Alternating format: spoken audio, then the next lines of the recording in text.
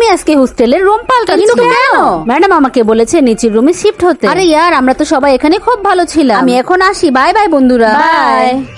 শুনেছো আমাদের নতুন রুমমেট নাকি অনেক বড় লোক আর পড়ালেখায়ও নাম্বার 1। তোমরা এইসব কিভাবে জানো? নিচের তলায় বন্ধু আমাকে ছবি পাঠিয়েছে, এই দেখো তার ছবি। হাই বন্ধুরা। আরে তোমাদের দুজনের চেহারা তো একদম সেম টু সেম। ও আমার ছোট বোন, ও আম্মুর কাছে বড় হয়েছে আর ও বাবার কাছে। এই জন্যই আমাদের লাইফস্টাইল একজন আরেকজনের থেকে একদম আলাদা। ওর বোনকে তো দেখতে একদম রাজকুমারীর মতো লাগছে, আর রিয়া তো একদম সাধারণ। তুমি ঠিক বলেছো। এটা প্যাক করে দাও আর এটাও প্যাক করো। আমার কাছে তো এত টাকা নেই। এটা তুমি কি করেছো? এখন জরিমানা দিয়ে যাও। এটা টাকা আমি দিব। আরে ম্যাডাম আপনি, সরি ম্যাডাম, দিতে হবে না। এটা আবার কি খাবার?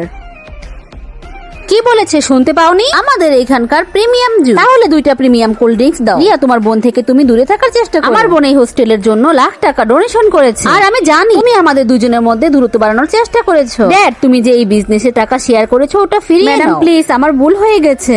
প্রথমে আমার কাছ থেকে মাপ চাও। সরি ম্যাম, আমার ভুল হয়ে গেছে। এই প্রথমবার মনে হয়েছে আমার সাথে অন্যায় করলে কেউ একজন আছে প্রতিবাদ করার জন্য। মা বাবা যদি একসাথে থাকতো তাহলে আমাদের জীবনটা কত সুন্দর হতো। এখন থেকে আমরা দুইজন দুজনার জন্য লড়াই করে যাব। চলো আমরা ফুচকা খেয়ে আসি। আমার বোনেরা, তোমাদের সত্যিটা জানার সময় এসে গেছে। তাড়াতাড়ি অফিসে চলে আসো। জি ম্যাম। আমাদেরকে কেন ডেকেছেন?